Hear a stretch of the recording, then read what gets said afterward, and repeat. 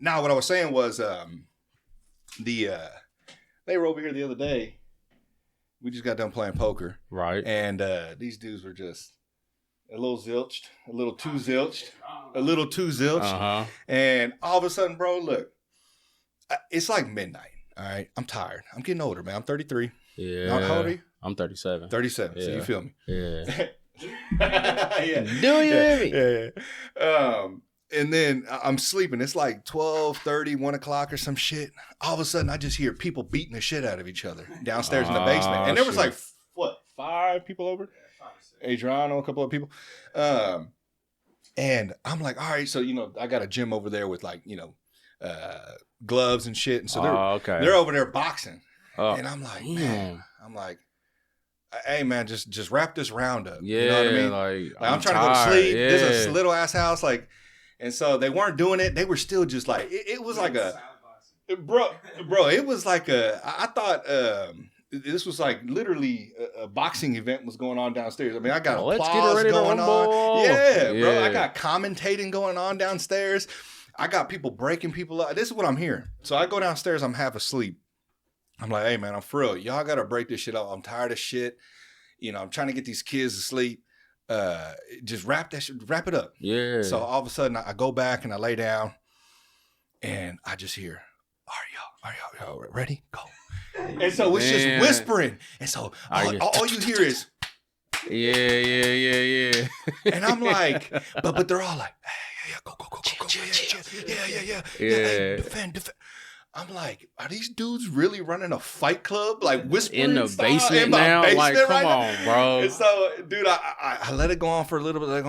And then I'm texting them. And then I'm calling them. I'm like, man. And then I finally one of them answered, my brother. I go, dude, for real, man.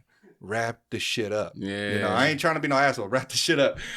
And then these dudes, I swear to God, they just kept getting quieter and quieter. To the point. But I could still hear the smacks. Yeah. And then finally they wrapped it up. But I was like, God damn, dude, these dudes were fucking just getting it in down here. Nah, for real. But that's kind of cool, low key. That's a good story. A little cool, low key. But it was getting to the point where I was about to come down and choke everybody out. You're like, all right, that's enough. Yeah. I said I'm sleepy, bro. And I didn't. I'm not trying to be that person, man. Yeah. But I was already a little crossfaded. I was like, man, I'm tired as fuck. I got up at 4:30 in the morning to go to work on a Saturday. I was already pissed I had to go to work on a Saturday. It's time to chill. Yeah. I was like, man, I got to get to sleep, man. Next day, I got to wake up. I got some shit I got to do. But yeah, these dudes, man, I swear to God, I was like, man, no more studio days. Yeah. Studio weekend nights, boxing nights, man. Y'all tripping, man. Y'all should have. The Rumble Arena. They could have put that shit outside in the yard. And just did what y'all had to do. Get it off your chest. Nah, for real. Yeah. That's cool, though. Yeah. But how you been, man? I'm glad to finally sit down with you. I'm good. I'm great. It's an opportunity to even be here, man. I appreciate that. No, man, I appreciate you being here, seriously, man. Yeah. So we were supposed to do this in what was it, a month ago or something like that? We had some different scheduling conflicts, but I'm glad that you're here now. Yeah, for sure. I know some people were probably wondering because you did make a TikTok video about it. Yeah, they asked some questions, but I'm like, I ain't answering until they come out. So that way, you know what I mean? Because there you go. Yeah, the luxury, you know what I mean? No, for sure, man, for sure. And shit happens, dude. The thing with podcasting, man, especially at this level, man, we're all working people. You know what I mean? We work. We got families, we got shit we got to do. We got obligations. Yeah. So it never bothers me, man. Yeah. It's like, and I felt bad because I like to keep when I do stuff, I like to keep that. Otherwise, it's like, damn, I ain't now if it would have been like the second time, the third time, that's why I was like, story. I made sure that because Wednesdays are the worst day of the week for me. You know what I mean? And I was like, dang, he want to do it on Wednesdays, and my wife's car is down now, so it's like we only have one car all over again. Yeah. And I understand. You know that, what I mean? Like, So. Having one car, dude, that shit really opens up your eyes at how much value in 2 cars is, man. Because that's why I'm like, we good now. And it's like, oh no, something's wrong with it's not starting. And I'm like, great. Yeah, it's always something, bro. Yeah, isn't it? You just got to keep on. You got to push, bob man. And weave. Push, man. So, I'm excited to have you on, man, because I have been seeing your content for years. Off and on for years. And actually, I lost touch with your videos for a little bit, but like, I feel like, man, what year was that when he was just, not saying you're not, but you were just like, going like crazy. TikTok, I got shadow banned a few years ago on TikTok. Really? And I'm still shadow banned now. So I just stopped kind of posting on there and start taking it to every other site.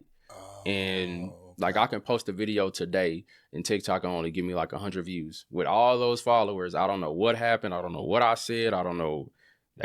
I don't know what happened. TikTok's weird, dude. Yeah. I got one of my accounts, my Midmap Moto account, banned. I do like a moto vlogging type stuff. Oh, yeah. Very sparing, like not a lot, just, seasonal, Yeah. And I tried to upload some stuff. I didn't even know that if you upload too many videos, they will ban you permanently. And if the same person comments on your video over and over and over again, they think that person is helping you, and then they will shadow ban your videos, thinking that you're getting assistance from people. And it was at one point where it was like 10 people constantly, but I don't know you guys. You know what I mean? Like I'm just posting content like I normally do. Right. It was terrible. It was a bad situation because I was getting paid from TikTok at one point. Now I'm not getting. For the last 3-4 years, I've been stuck at 170,000 followers for like 4 years going on. I'm like, what is going on? Every day I see that the follower count is going up. I see people following me. They're liking the videos, but for some reason, it's not gaining any traction anymore. So I just kind of stopped. And they never give you clarification. I don't know what's going on. I know, dude, because when they did it to me, like I tried to look up, they're always very vague. Like when YouTube gives you a strike, they're just like, well, it didn't meet our guidelines because of this. And it's like I had one that they gave me a strike on YouTube, and they told me I was posting sexual content, that the guest I had on had sexual content from a link that I put in the show notes. And I looked at it, the most sexual thing that I could find, and not even sexual, but the only thing I can think of is she had a towel on, but the camera was literally like neck level. Man, people like, so you could barely you could barely see the tip of the towel. Yeah. And she was talking, but she was doing like some face, doing makeup or care product stuff. And I'm like, how the fuck? I mean, I see OF girls on shit. Bro, I see all sorts of shit. On TikTok alone, there were people that they have trends that like it was like the red shadow trend, and all you could see was the lighting in the back. But they were naked. They was playing that oldie song. Yeah, they were naked, and those videos weren't getting taken down. I remember that. That was like 2020, 2021 or some shit. Yeah. And I was like, how is that not getting taken down? But my stuff's getting shadow banned for me saying something out of my mouth fully clothed. That's crazy. But I started feeling like it was somebody that I knew or something like that didn't want me to... A group of people hating? I don't know. Mm-hmm. I can't prove it, but I can't disprove it either, so... And I wonder how many times, like, you're reporting... And you got to think about it. I'm sure these aren't people monitoring these TikTok videos, like these TikTok violations. There's probably some sort of AI software doing something. So they're not going to be able. And I'm like, what did I or say? Repetitiveness. Yeah. And then they're just like, well, just block the channel. And I might be wrong, but it don't make any sense because I've never seen anything. Well, I mean, I haven't seen everything that you put up, but I've never seen anything more controversial than some of the shit that I've seen on TikTok. I mean, dude, straight up porn on TikTok. Yeah, and I don't make videos that pornographic or I don't use any profanity in any of my material at all. Like I pride myself on not because I'm trying to be a positive role model to not just adults, but there's people that's up under me, like my son. He wants to do what I'm doing, and I'm trying to show him that you don't have to use that language in order to even get to where you're trying to go. Right. But I don't know what happened, but something happened, and it's been shadow banned for almost 4 years. I can't do anything about it, so I made another page, but obviously that one it's not getting as much traction as the original. Grow. A long time. Yeah. Because when did you start? I started making videos about 8 years ago. Okay. Now I started my TikTok in maybe 2020, like COVID. It was like I made it like a year before that, and I blew up during COVID. Everybody's at home. Yeah, they're watching videos. I made this one video, and that one video got me, I think it was 2 million views in maybe a month or so. Then it went from 2 million to 3 to 4. And then it was like the follower count just blew up in like a matter of 6 months. I went from like 10 followers to like 100,000. Damn. And then after that, it was the 200,000 mark or 160,000. And I got stuck at 160. and I just reached 170,000 maybe last month. But it's been over 4 years that it was 160 stuck.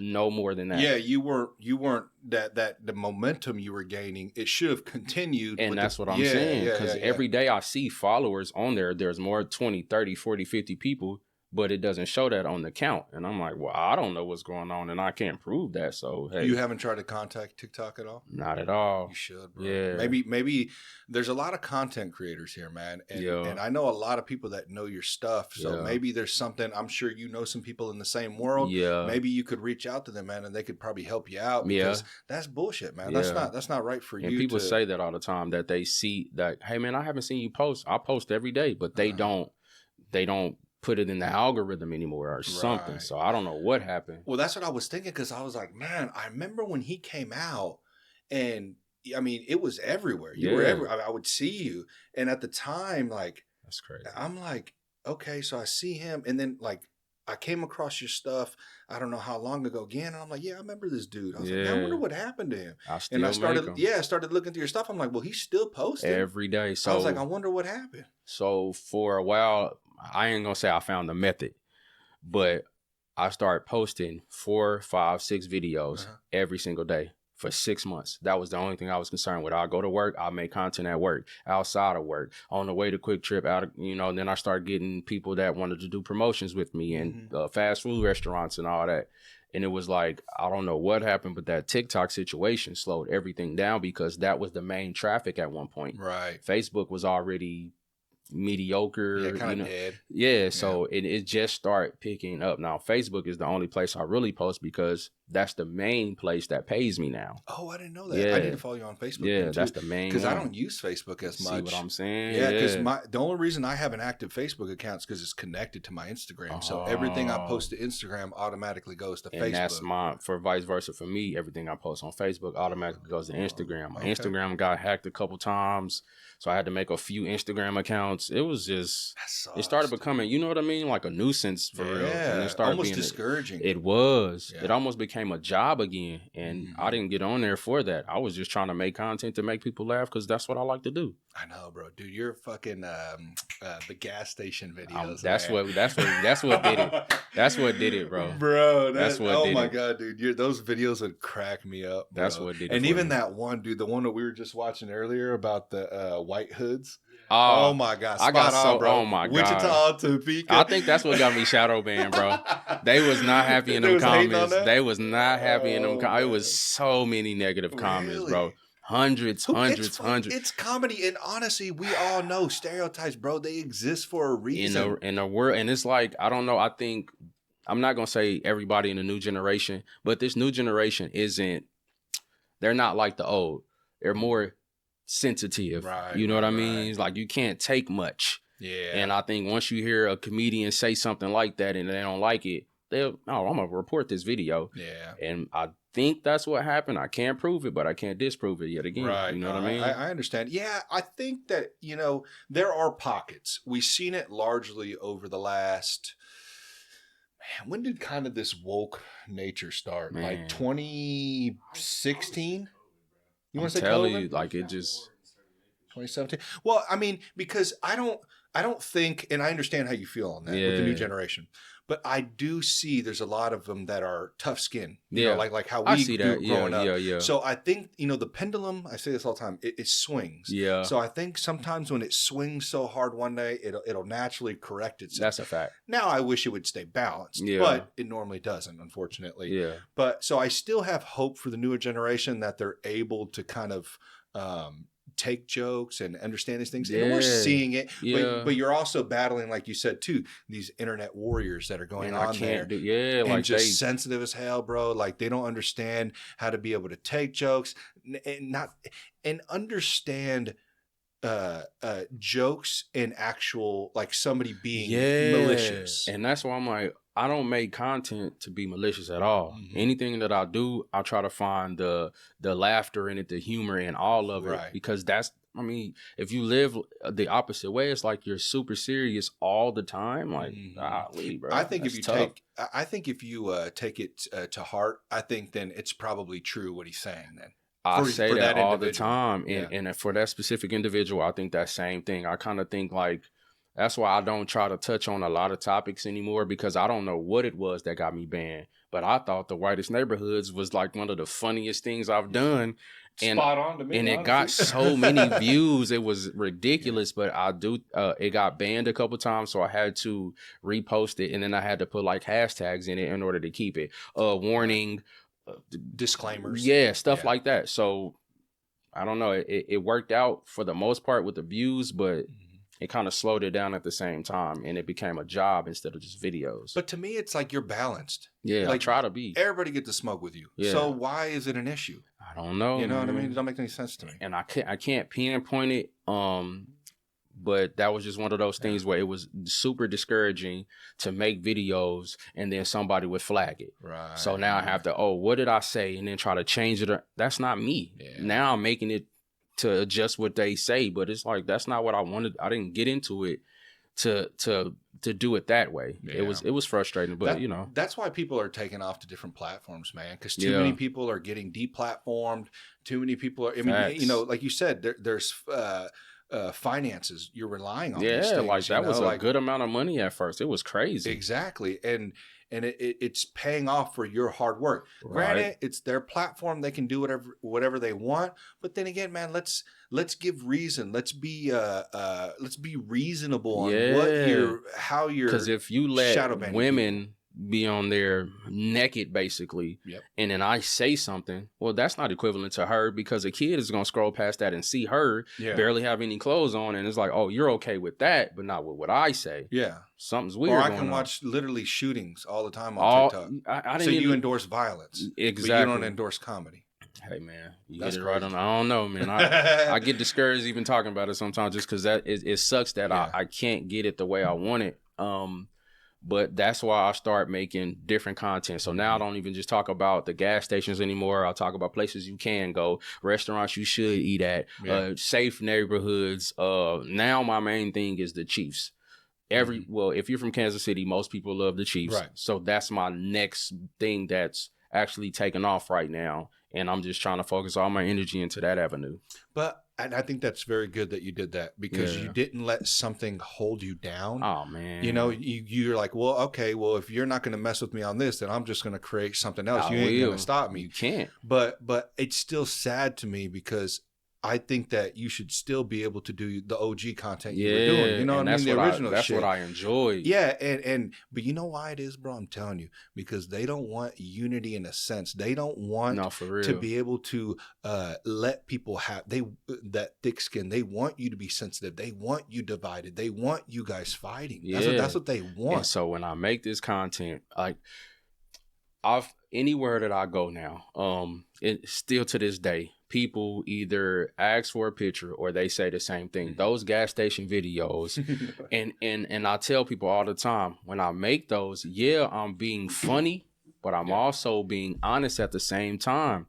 Don't go there, because I've either been to that gas station or I've seen a situation where it could go left over there. So if I bring humor to it, it's like, hey, don't go to this gas station. I make it raw, make it sound funny. But if you go there, go at your own risk. Oh, yeah, dude. We can name plenty. Dude, that BP down there by the 30s. What is that one called? What street is that? I don't even remember what street that is. Prospect. Yeah. It's right down the street from that Sunfresh, I think. Oh, my God. By Westport? No. It's over there on the east side. Yeah, it's like down by the 31st over down there. Oh, Prospect, maybe. Yeah. That gas station. So I used to work down there a lot. So I'm telling you, bro. The people that I grew up with and stuff, they grew up on that side. They grew up on the east side. So I didn't. But I went and hung out all through my teens, all through my 20s. So I understand the area. I understand the people. Yeah. And so when you say stuff like that to me, it's not like, oh God, nah, he's just trying to scare people, or he's just trying to down people. It's true, bro. How many times I would see, I literally had on what was it, 31st and Garfield or whatever, over there in that area, there were some cottages we were building. Yeah. And almost every day shootings. I'm telling you, almost every time I go into that BP gas station, even in the day, bro, there was like people out there just posted. Bro, one time, full butt-ass naked crackhead. I swear to God. Lady was breakdancing in the middle of the road, bro. I'm telling you. And no one could do shit. Even the cops were just sitting there, just looking letting like, her get it on. Yeah, you know what the hell I mean? can I do? I mean, she might fucking might pull something.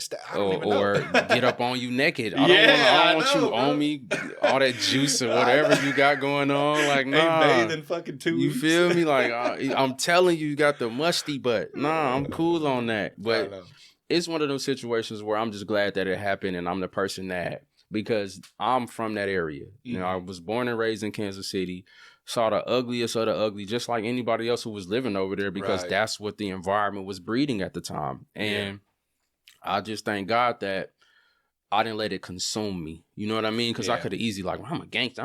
No, I don't want to be none of that. I want to be something else. Right. You know what I mean? Did you go through that phase when you were younger or not? Oh, yeah.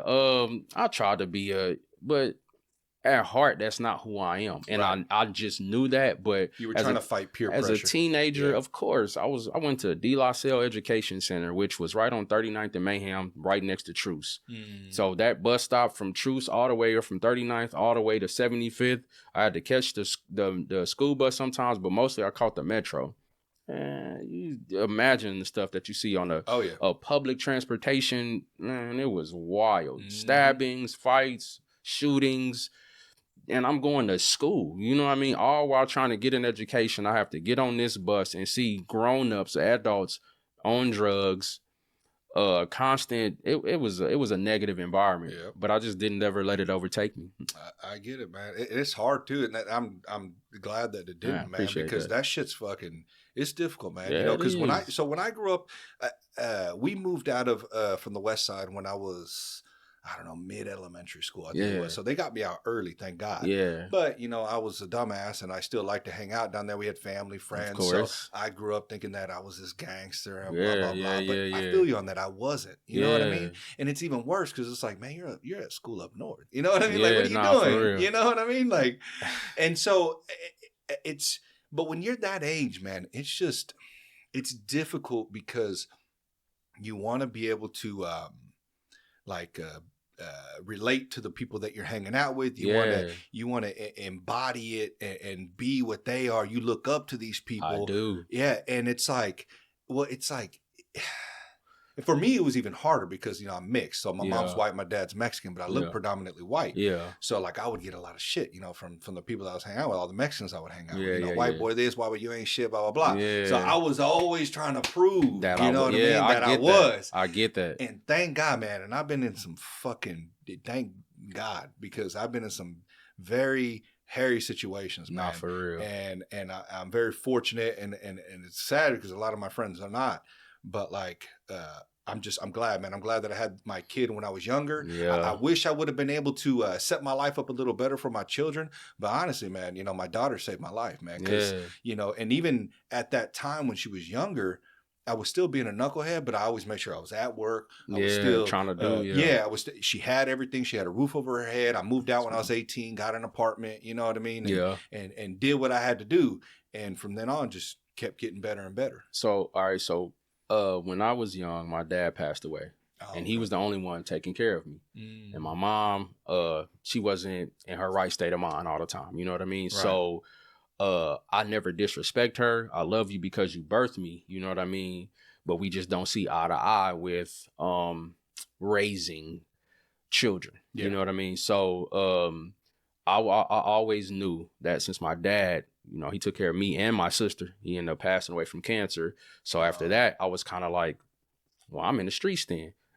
Nobody else can tell me what to do but him, because I only feared his authority. You know what I mean? And I was outside. I ended up getting shot on 2 different occasions.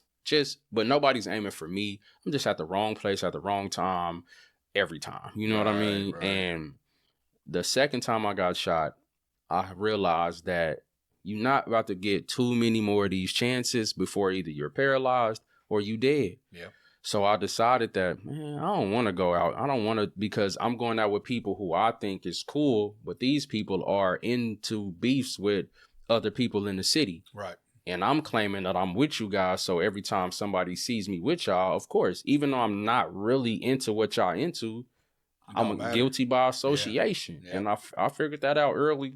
And I decided that, man, maybe I should just take a different route. Yeah. And that's basically how it happened. My dad used to always tell me, man, he was like, you are who you hang around. That's a fact. I mean? That's a big fact. I used to think that was so corny, bro. Cliche. But he was right. Cliche. He was right. Like literally, and I remember hearing another statement one time on a podcast I was listening to. It's like, you hang out with a group of doctors, more likely that you're going to be a doctor. That's a fact, man. It's the same way on the opposite. You hang out with a bunch of gangsters. I'm telling you. Even though you may not be it technically, you kind of are because you're hanging out with that crowd. Yeah, and that's what you associate yourself with. So like-minded people hang together a lot of the times. Right. You know what I mean? So if I didn't meet my wife, which at that time I was still young, but she was the only girl that allowed me to change myself, not her trying to change me. You know what I mean? No, like I get it. I came into this grown up situation because when I met her, she had a child,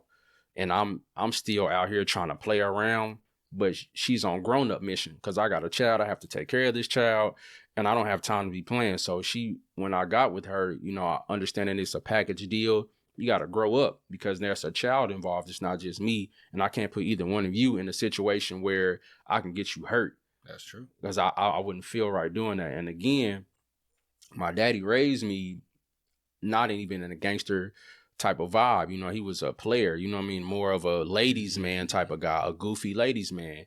And when he passed away, I kind of took that on, but I was still living on the east side of Kansas City. So I was, quote unquote, with the Mexicans over there, they was the East Side Locos. Oh, really? You know what I mean? And that's who I grew up around because I was living in that area. So it was from the East Side Locos, and I lived over there for a while. We moved out south to like by Swope Parkway. Oh, okay. And I was living out there for a while. Now it's gang members out there. You know what I mean? So anywhere I was going, it was always a situation where either I had to make a choice. What do you want to do? Do you want to be with this crew, these people, or do you want to stand out and be somebody on your own? And I decided that I was going to be something. That's just, I feel that deep down inside to this day. How old were you when your father passed? I was 12, I think. Oh, damn. So it was such a crucial moment. Yeah. Too. And he had cancer. Damn. Nobody told me that he was dying. So I'm playing the game one day. He's in his bed. I didn't know it was a hospice bed. I'm just thinking, and he just dies right in front of me. Saw him take his last breath and everything. And it traumatized me to a point where I was just acting out of anger. So, of course, now I'm about to jump in the streets. You know what I mean? Because I'm angry. You left me type vibes. But I think, not in a good way, but him leaving like that forced me to be a man. Because I think I would have depended on him for so much. I probably would have been coddled. Right. You know what I mean? Instead of, I got to go get this for myself. I have to be a man. That type. No, I get it, man. I get it, man. I understand how it feels to have something, like not to that extent, but, when I was 14, I found out I had a different father. You know what I mean? Damn. So it's like, it was in a rough fucking way. No, for real, yeah. The way I found out. But it's like, it was unfortunate, you know what I mean? And like you said, I believe maybe they could have went about it a different way, but they did what they did, and they thought it was for the best, for me. So they just sprung it on you, like? Well, no. How it happened was it was a big fight. Ended up finding out that the guy that I got into a fight with was my half brother. So craziest shit ever. I know. Yeah, okay. It wasn't even a fucking fight. It got ran up on, got fucking clocked, from behind. So, so then I end up finding out later on. It was a whole story.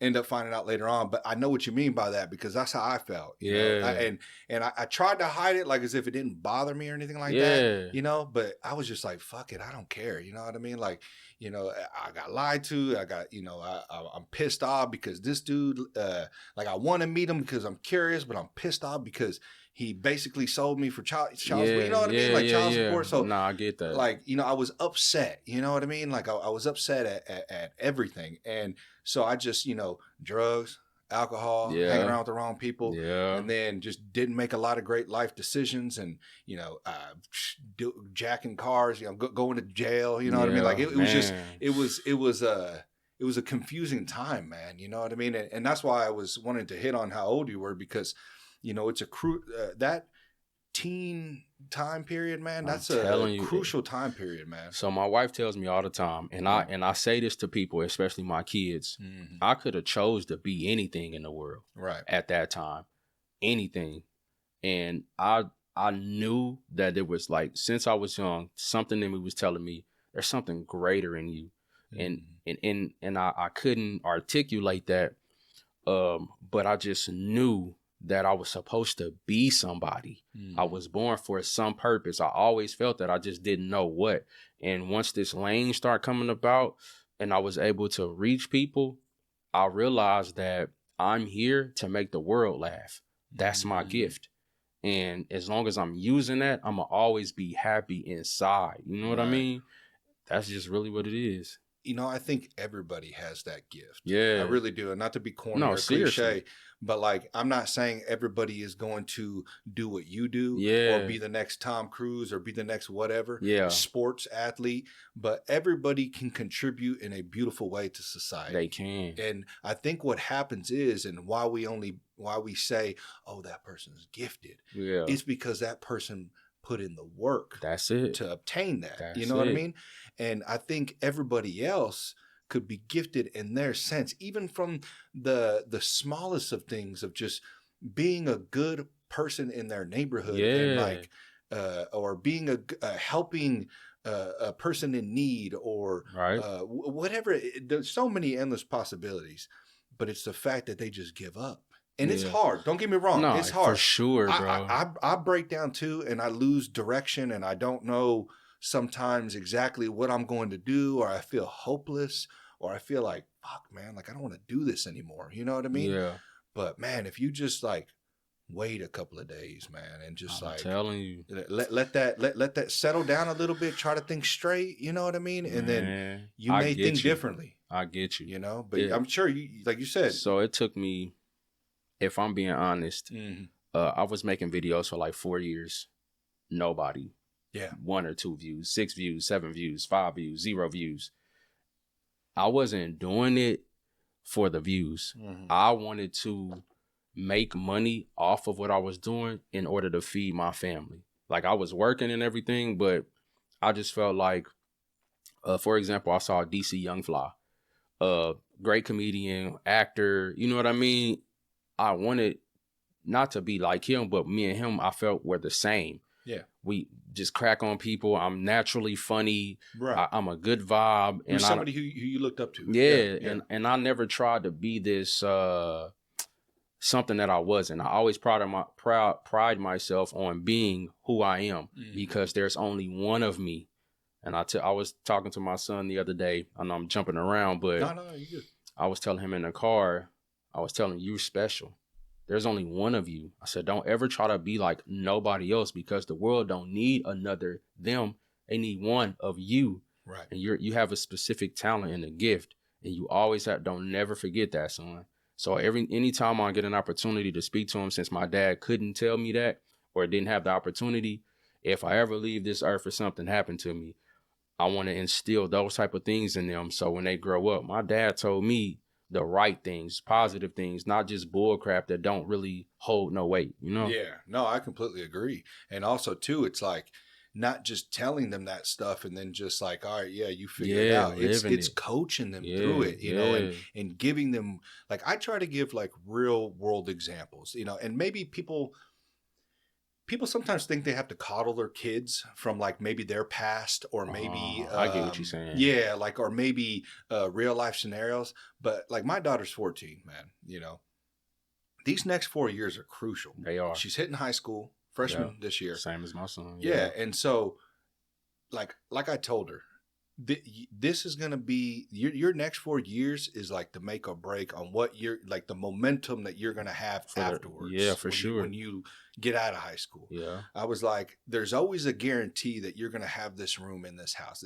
You're going to have a place to stay no matter what if you fall. All right. Yeah, for sure. We're always going to be I believe in that wholeheartedly. Oh, yeah. Yeah. But I want her to also like, there is no, like, you have to make your other guarantees as well. Yeah. You know, graduating high school, going to college, if that's something that if you have something you want to pursue, you know what I mean? Creating these safety nets for you. Oh, okay. And you know, so I want her to see that. And the only way I can get her to I hope this is the way to understand why I'm discussing these things is by telling her some of the bad that I've been through and the bad that I've done. You gotta be honest with them. Yeah. And literally, like even today I had a discussion with her, you know, and I was like, I'm telling you this stuff because I fucked up. Yeah, for sure. You know what I mean? Like, this isn't me telling you because I read this or I thought about this.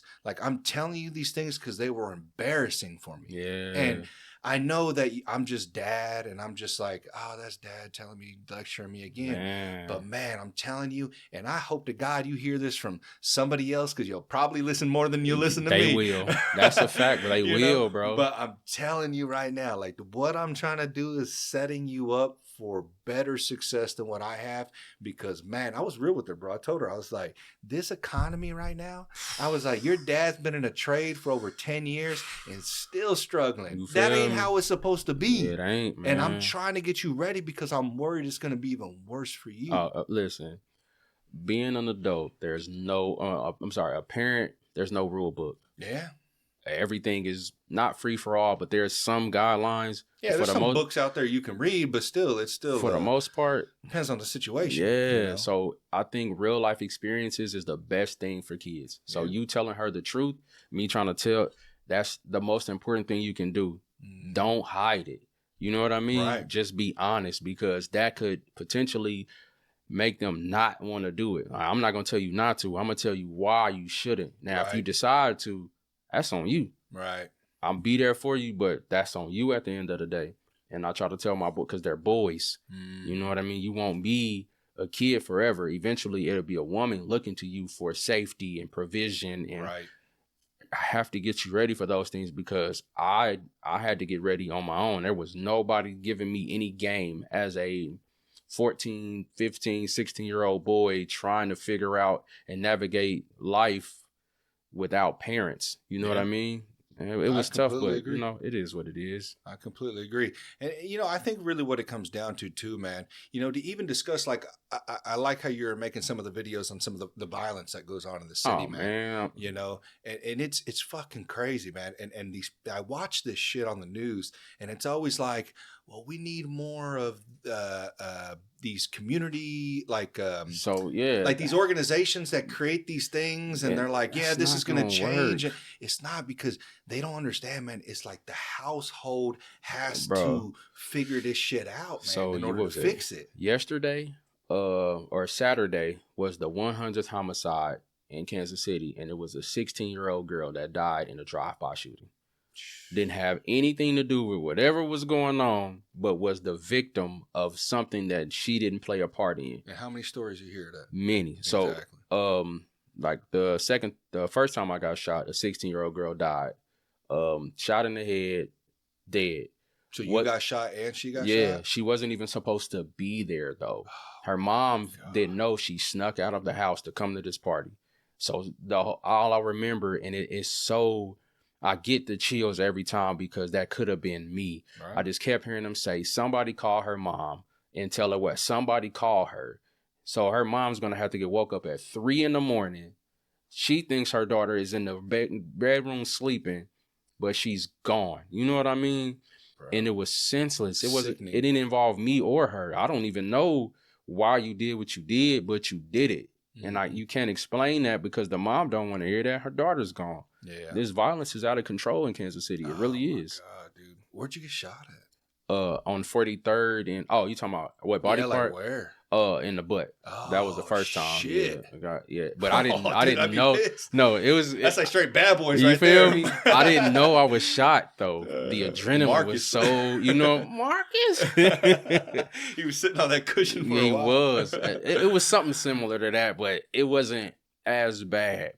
It was really scary, you know what I mean? But I didn't know I was shot. The adrenaline was rushing. Right. And then this guy pointed out that I had a hole in my jacket. And he was like, it looked like blood, but I'm like, nah. So I touch it and it's blood.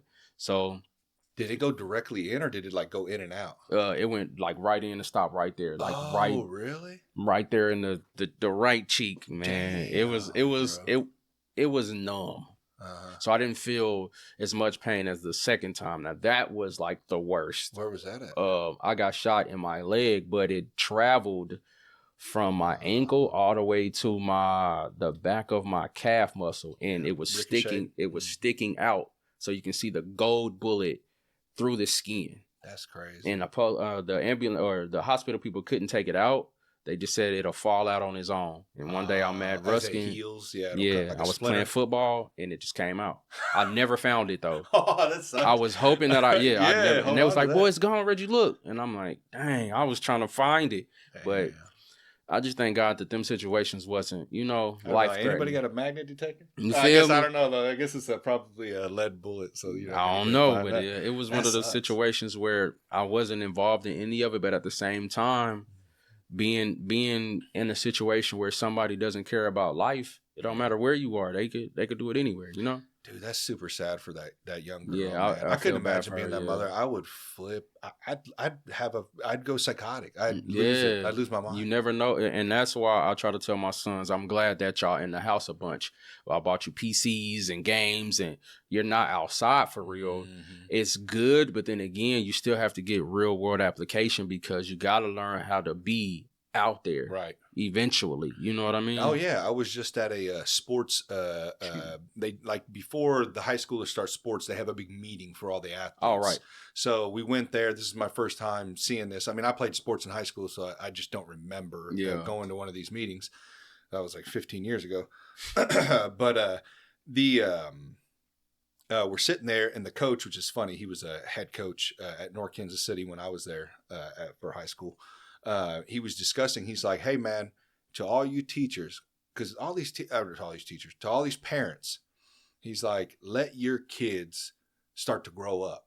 You know what I mean? Like if they got issues, if they got something they want to address, if they need to figure stuff out, let them come to the coaches and let them discuss this with the coach. For sure. Because he's like, that's going to give them real world what is that? What am I thinking of here? Like real world application. Yeah, for sure. Like because they're gonna have to, as they get older, when they get a job, you want them to build that confidence up to go ask for a raise or go if they're being mistreated or something, be able to go and speak defend up themselves. For yourself. Yeah, yeah. And I'm big on that. And the thing that we're seeing now, and I know people that work in schools, I know people that have seen this, is the over coddling and the helicopter parenting of these kids. Now, granted, I get it. It's your child. I completely get that. But you gotta be able to hear both sides and kind of have like an they won't be children forever. Yeah. That's the thing. And most of the time it's the kids acting up. You know what I mean? And that's what I hate. I'm honest. So if I've ever gotten a call from a teacher, which it's happened before, of course. Same. It's rare, but it happens. Mm-hmm. If I hear something that sounds like my child, I'm not about to be like, no. Yeah, he did. That sounds like my son. Mm-hmm. Yeah, or I'm gonna be like, all right, I heard your side. Yeah, I'm gonna go ask my kid. Yeah, what happened? I'm gonna figure out both of them. You know what I mean? And I'm gonna let them know. Yeah, because I don't want my kid to think every time I'm not gonna believe him. Yeah, but I'm gonna sit there. I get that. Yeah, and if I'm gonna be like, hey, if I hear this again, you can't always, you know what I mean? It's gonna look suspicious. Yeah. So whether or not, and I'll give leeway. If this happens again, we're going to have a different conversation. I'm gonna believe you right now. I'm also going to take their words into consideration. Yeah, for sure. But I need you to assure me that this ain't going to happen again, or you need to be detailed and explain to me what happened, because you know them half-ass answers. Yeah. No, I didn't do that. Yeah. I swear to God, I didn't. It was the other kid. Yeah. Like, nah, that sound like you did that, son. Exactly. Yeah. And then it's like, well, you need to get yourself away from that other kid. You know what I mean? If it continues to happen, then you're going to be guilty by association. For sure. That's a fact. School has always been important to me. Like I said, my dad, he made sure in elementary school I went to, it was a majority white. Mm-hmm. That's where I started out. And it was called Pitcher Elementary. And it was like a classical school. I had to learn how to play the piano. Our homework assignments were, I had to go home and listen to Beethoven and Mozart and all of these other people, and come back to school. And what notes did you hear? That type of stuff. Mm-hmm. And I think he was using my grandmother's address for me to even go to the school. Because like I said, I grew up on the Lower East Side, like on 22nd and Elmwood. Right. And it was one of those situations where he made school important. So I just took on that type of, hey, man, when you're in school, no matter if you funny, class clown, or whatever, you got to turn it off and just do the work. Yeah. It's not that hard. You know what I mean? So I'm big on at least graduating, because statistically, African Americans, you know, they don't really complete school. And if they do, they don't do anything after. Mm-hmm. But I don't want that to be my children. Yeah. You know what I mean? I want them to be different. I think that's good to have that discussion and have that awareness, because some people would be like, well, that ain't true. Well, statistics are statistics. Yeah, you know, we have to be able to talk about these things. Yeah. It's like when I've discussed the incarceration rate or violent crime rate. Yeah. Well, it's like, well, how come over 50% of the violent crimes are committed by African Americans? Yeah. And you ask this question and it's like, well, hold on. What the fuck are you talking about? It's like, hey, let's have this discussion. Yeah, like I'm not saying make it up. I didn't say all black people. Yeah. I just said, why is it this way? Yeah, let's have this discussion. So my brother's been in there for 20 years. Oh, really? Yeah, I don't know if he went back, because we don't have that type of relationship. Right. He's been in there for a long time. And I don't really talk to my mom like that, but the last time I did talk to her, she said he may have went back. I'm not sure, but and I got buddies in prison too. You know what I mean? And it's like, what it comes down to is this, and I believe we're being groomed this way by the system. This is what I believe, is to don't talk about this, don't talk about that. Let's create conflict here and division here, and if you talk about this, you're a racist, or if you do this, you're this. It's like, nah, if we talk about it, which we know effective communication works, it resolves things. Yeah, it does. So if we can discuss things like, hey, is it a single parent issue? Is it an environment issue? I think it's both of those. Yeah, and it can be, and it depends on the situation. It does. But it's discussing it and then ultimately talking to the individuals that are being accused of it, or the individuals that are having children that are in these situations, and saying, hey, you need to be aware of these things, and you need to try to change things, because if you don't, also a poverty issue as well, which I believe, I don't even know why the hell we deal with. I understand some people are lazy for sure. Yeah. We can't help everybody. I agree with that wholeheartedly. But we have things in place that are keeping these people continually making the same bad habits. You know what I mean? Like welfare systems and stuff like that. You know what I mean? I was just talking about that this morning. It's crazy we even own that. I was at work and I was talking to this guy who I call him an OG, because he's an older guy, but he has wisdom. Right. That's what I consider somebody that's because you don't just, you've made it to 56 years old. That don't make you know, or do that puts in dirt. Like, I just think if you have wisdom, if you made it to a certain stage and you're trying to prevent people from going down that same road, that's how I look at it. And we was talking about, he was like one of the first gang members of Kansas City, and he witnessed the first drive-by that ever happened, or he was the first generation gangbanger. You know what I mean? Right. And he was just telling me how when the drugs were brought to Kansas City or California, it changed the way we lived as a community. For sure. And I was telling him, I said, well, I think people still suffer from that today, but it's less the drugs and more, because that's been 30, 40 years ago. We have to do something to make a difference ourselves. You can't just always blame the system and the situation, because they put that there, but I don't have to take the drug. Right. I don't have to sell the drug. Right. I can just struggle until I come out of it on my own. But I agree. A lot of people don't think that way. So, and then also the fact that they keep wanting to rely on the system, like we were discussing earlier. These politicians and their pet projects, you know, like we're starting this organization and they're going to be really effective in the community and they're going to help get kids out of these gangs and stuff like that. And then you don't really hear much about them. Yeah, that's and then you have guys like I had Desmond on. Desmond Logan, he's from the same area as well. Yeah. He does the slideshow things, and he has a controlled area that he owns, and he has them come to his area and it's called the Throttle Dome. Yeah. And they do their slideshows in there because he got tired of seeing that shit out at the intersections. Yeah. People are trying to get home. Yeah. These people are being, dumb as, fuck it, doing it, pointing the green lasers. Yeah. So now he's like, hey, my kid wants to do this stuff, but I'm gonna make sure it's in an environment where he doesn't allow guns. He when you come there, they have to follow all his rules, and because he's like, these kids are not gonna stop, so at least I'm gonna make it safe for them. That's true. And that's a good idea. It's something that he enjoys as well. That's a good idea, and he's showing he's that dude's doing way more to try to stop that shit than politicians that are running Kansas City. I just think those people, like, no disregard to Mayor Quentin Lucas and all these other people who are in these positions, but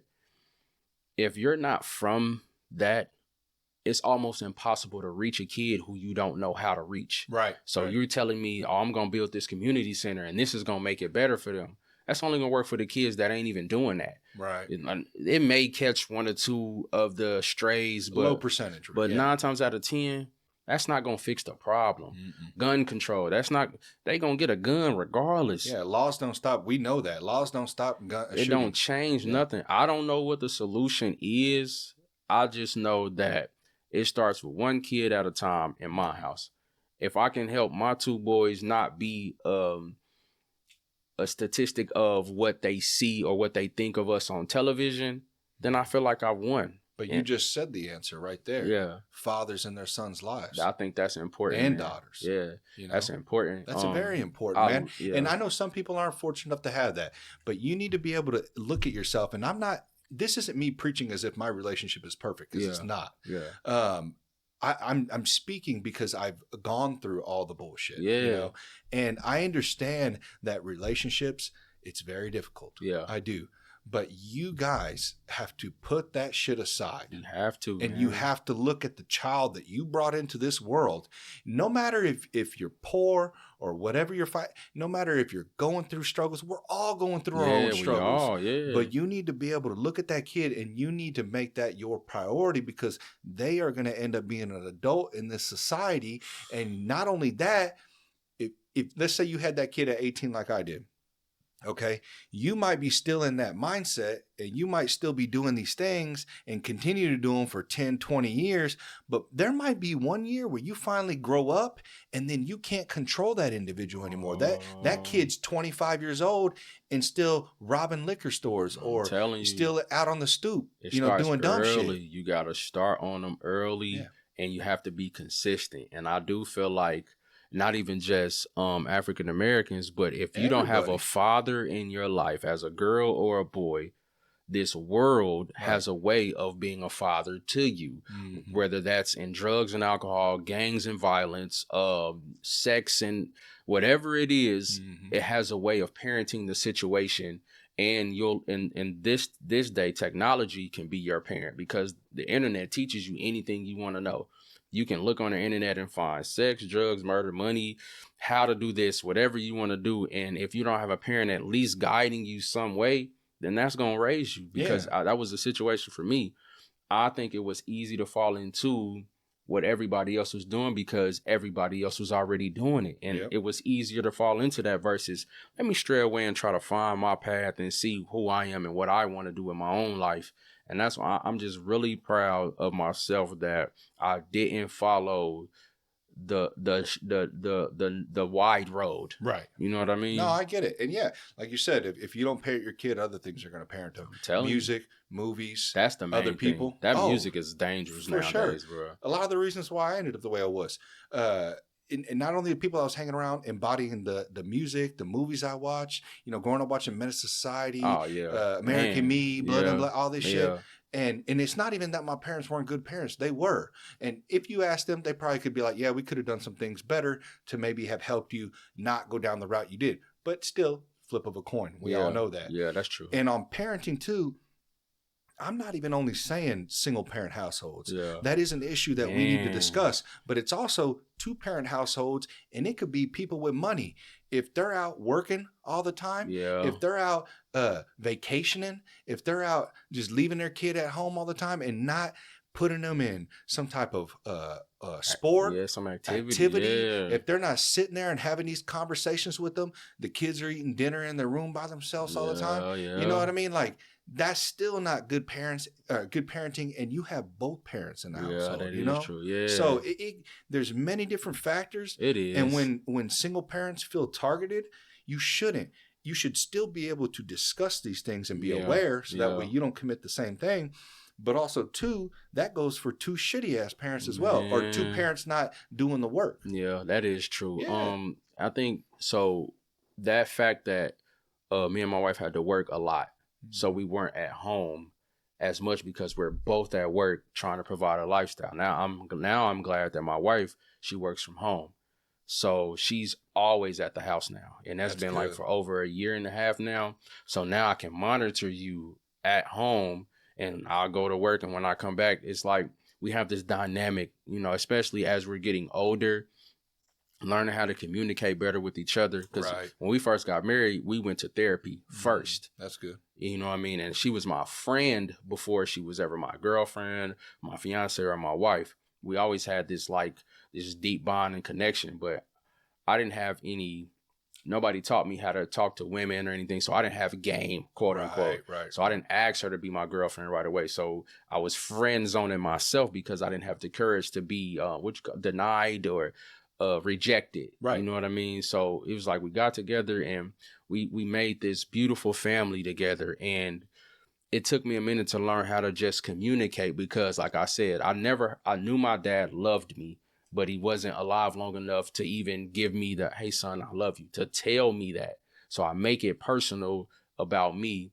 When I come home sometimes, I don't say it every single day, but I let the boys know that I love them because you have to feel that love from your dad also. You have to feel that, man. It's super important. Yeah, you don't have to be this hard ass. Yeah, you know, that old school shit. Yeah, you know? I don't think that you got to have a balance. Balance is key in everything in life. That's man. A fact. It's a key. Just like we talked about moderation. Yeah, you know, earlier off air. Moderation is key. You should be able to hug your son.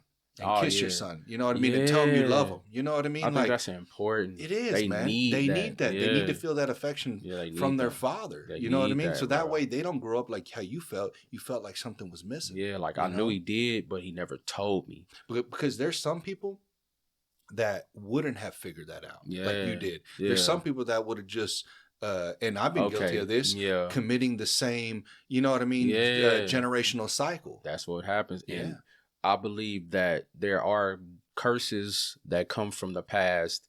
And if you repeat the cycle, all you're doing is giving that bullcrap to them. They're going to give it to your grandkids, their kids, and so forth. So I think that what me and my wife is trying to do is create a new perception of our generation and change it. You know what I mean? And at least that if we give you a better chance than what we had and in a different way, then you can do that for your kids. And maybe you could be the one, maybe it isn't us, maybe it's you. And we were just that stepping stone for you to be the change. Right. Because that's what we need. And also, too, like you guys could be changing other people, even by this conversation right now. Because that's one reason why podcasts are important to me is that you listen to them and sometimes you don't see sometimes the way you're acting until you hear somebody else and you go, oh, shit, that sounds familiar. Yeah. Oh, damn, I need to change up a little Seriously, bit. Man. But you got to be able to look in the mirror and humble that ego. That's a fact. And be able to tell and admit to yourself. That's one biggest thing I've seen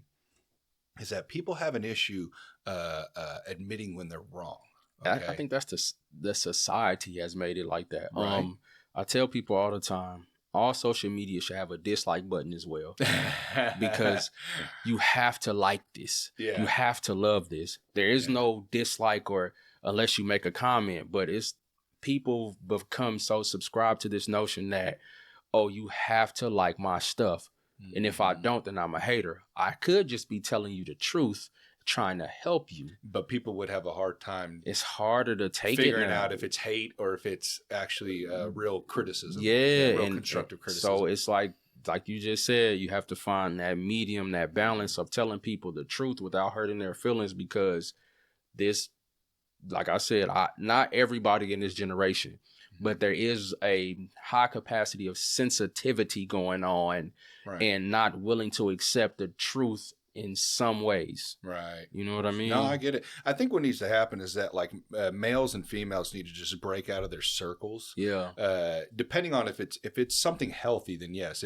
If you have true friends that are giving you real advice, and real advice is going to be sometimes shit you're not going to agree with. You don't want to hear. Yeah, you don't want to hear. You need to think about it, because they may not be hating on you. And that's you know how what I I mean? feel, yeah. They may be just trying to tell you something that they don't see. So if you are in these circles that they lie to your face and they tell you how good of a person you are, you need to pull back. You need to have some sort of reflection on yourself. Yeah. And, I can only really speak on men just because, I'm a guy. So I understand maybe a little more on that side. But like also with men, you got to be able to exert energy, especially as a young male. You need to get into like some sort of sport, something, or instrument, or something that you can be able to let out everything that you're dealing with, or focus your mind on something so you can drown out everything else. You know what I mean? Have a purpose. I do believe also in physical activity. I think that's something big that kids need, and everybody needs, really. Yeah. Because you got to be able to release that. You want to feel good about yourself. You want to feel confident, because a lot of the times we have, I see in individuals, and I dealt with for a long time, is issues with confidence. Yeah. And when you have that issue, you can be hateful, you can be, or you could be very low on yourself and not kind of go after the things that you should be able to go after. True. That's true. There's so many things. So I think in all, like when it comes down to all these, what we just discussed right now is really, take care of your homes. That's priority, man. All that shit that you're going out there and having fun and drinking and doing all this shit and doing clubbing, that don't matter. Yeah, you can go do those things, but man, be moderate about it, man. Yeah. You know what I mean? Don't let the easy fun outweigh the work. Yeah. Because the work's going to be the will build you. That's everything the determining you, factor. Your family, all that shit. And also, too, stop relying on these systems that have been constantly failing you over the last 100 years. You know what I mean? Like, I agree with that. Since all this shit was started, and even people like Mayor Lucas or these politicians here in Kansas City, I will say that I don't believe that they have our best interest at heart. Of course I believe that they give out bones. They do. They'll give you a bone. Yeah. They'll act as if. But you have to remember, and a guy I interviewed named Blake told me one time what he thinks of politics. It's Hollywood for ugly people. All right.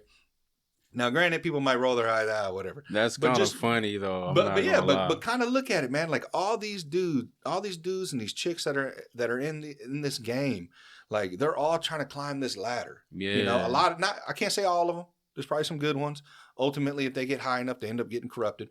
We're seeing this shit I believe now. That, We're seeing this shit last administration. We're seeing this shit every administration before this. Yeah.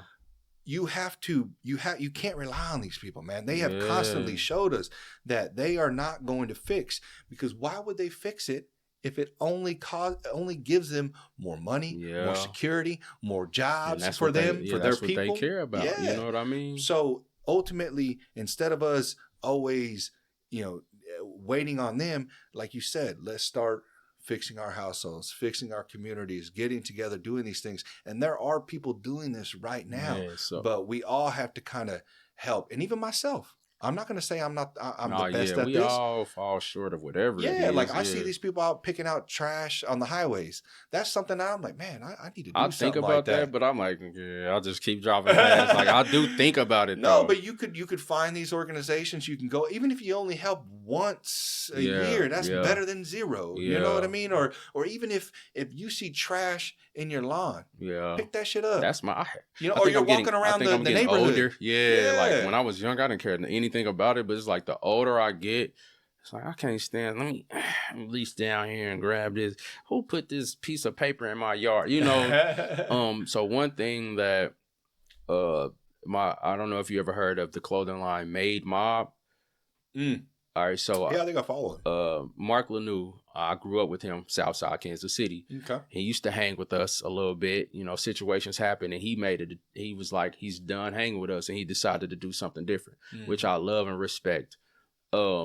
one day he had a situation where he brought all these kids together and taught them. He brought somebody who knew how to fix cars, and he showed this neighborhood of these kids how to fix a tire and change oil. So since he's done that, anytime I change the oil, if I have anybody in the neighborhood around or my kids or my nephews and nieces, I show them how to do it, because that's an essential, like, you don't have to pay these people to do it. You can just figure out how to do it by yourself. And if you could get that and turn that into I don't know, you can make money on the side from changing people's oils and tires, because a lot of people, even men, don't know how to change tires. You'll be surprised. But since I know how to do it, I was thinking to myself, like, you don't know how to change a tire? Yeah, that's basic. And in my mind, in our minds, it is. But some people didn't get the experience of somebody showing them that. And I learned everything I learned from YouTube. That's true. Everything. That's how I learned. Well, no, my father taught me how to change the oil. He taught me a little bit here and there, but all the other stuff that I do, I mean, brake jobs, all the shit that I'm doing. I forgot about that. Yeah, like all this shit that ball joints, tie rods, CV half shafts, YouTube, man. Yeah. Like, you can't say you don't know. Like, it's right there. Yes, it is. Information is available in your phone. Like, literally, you could be like, 2008 Ford whatever, you know what I mean, and how to change the tire, and it'll show you really any car, but I mean, you could literally put the details in there and it'll tell you change the oil. It'll tell you. I mean, there'll be a dude on there that'll literally take 15 minutes and walk you which tools you need, where it's at, how to do it, be aware of this. Once I figured out how to change my oil, I've never went to the Jiffy Lube. No disrespect to any of those oil places.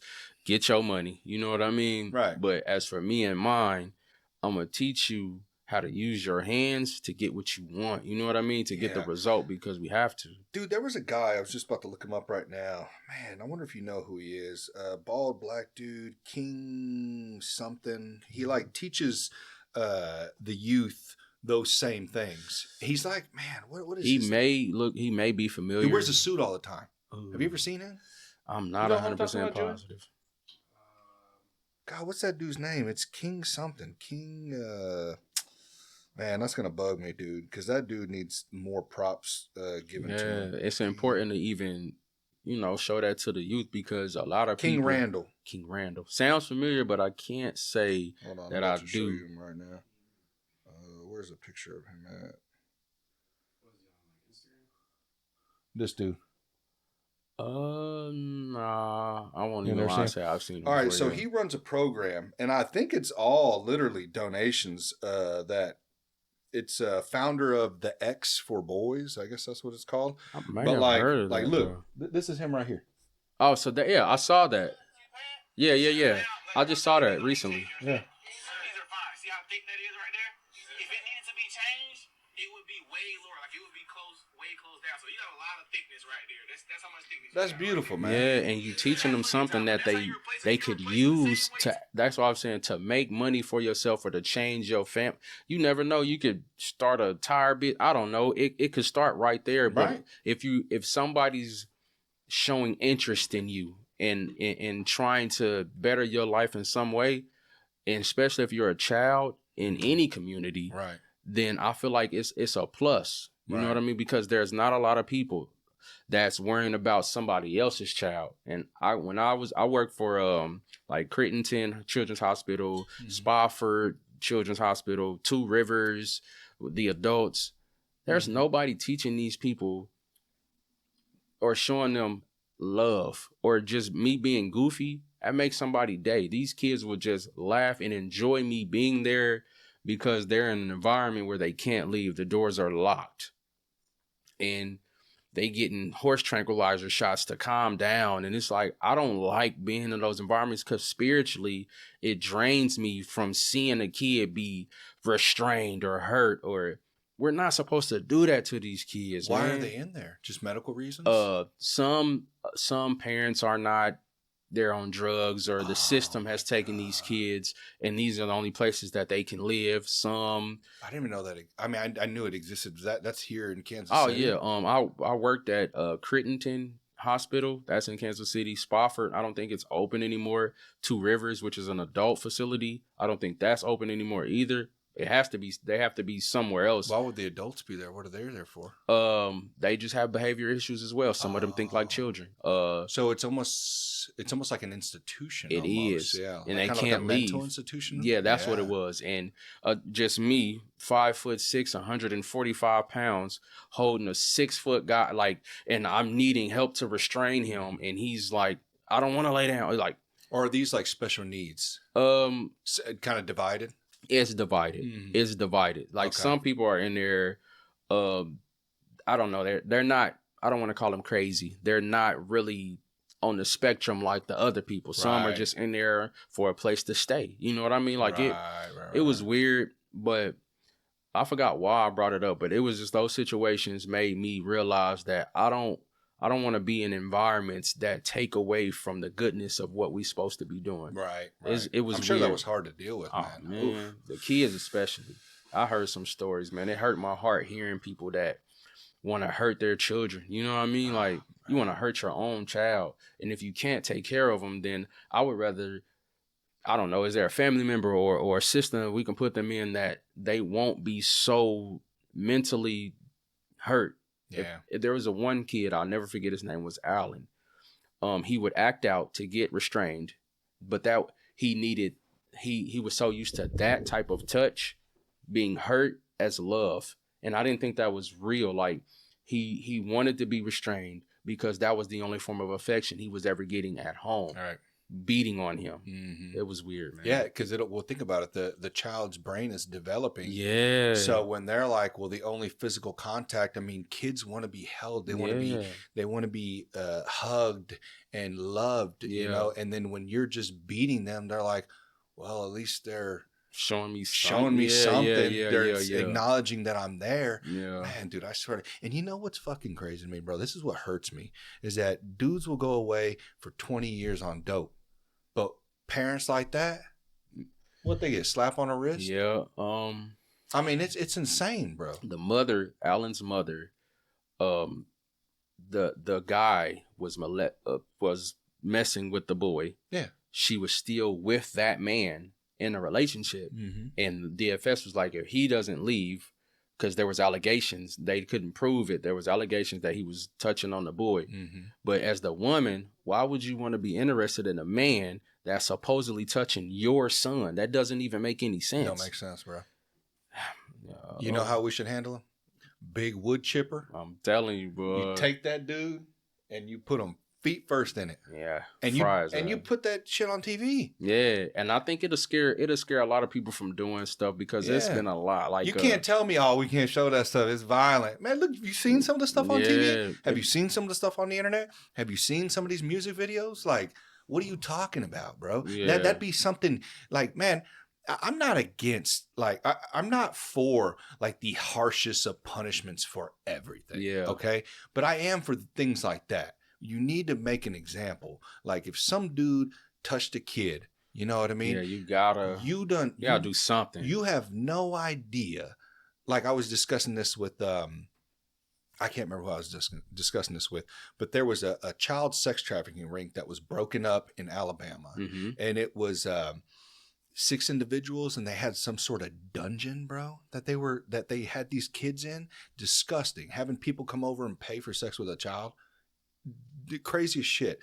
And it's like those things, that's evil. Yeah, that's demonic, bro. Yeah, to like, the core. That's the stuff that we need as a society to be focusing on and eliminating, bro. Yeah, for sure. Eliminating. But yet we don't make these things as viral or as like a trend that people hop on. We hop on all these stupid trends, but we're not gonna hop on a trend for saving children. Yeah, man. Because that stuff, bro, crazy. We see them get arrested and we see those kids being saved, but you're not gonna hear about the after effect of those kids being messed up, bro, for the rest of their life, and how hard it's going to be for them to revert that abuse, psychological abuse. It'll mess you up, and it's going to mess up other people. They're going to get into relationships with other people that they're not going to understand how to handle them or understand what's going on or how to approach these people, and it's going to mess up them too. Yeah, or their kids. So I was young, and